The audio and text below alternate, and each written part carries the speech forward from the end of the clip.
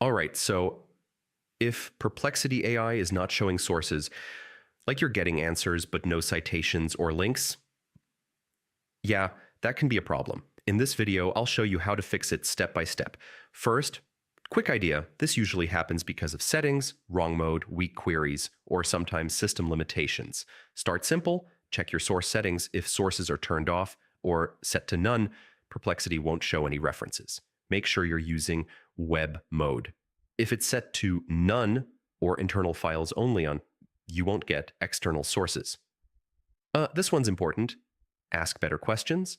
If your prompt is too simple or opinion-based, Perplexity may not include sources. Try refreshing or asking again. Sometimes the system just fails to attach sources on the first try. If you're using a specific model, switch to another one. Some models handle sources better than others. Turn off VPNs or browser extensions. They can block data or prevent sources from loading properly. Clear your browser cache and cookies. This helps fix missing elements like sources or links. And sometimes it's not you. If Perplexity servers are overloaded, it may skip sources temporarily. Also, keep in mind, Perplexity only shows sources when it finds relevant, reliable content.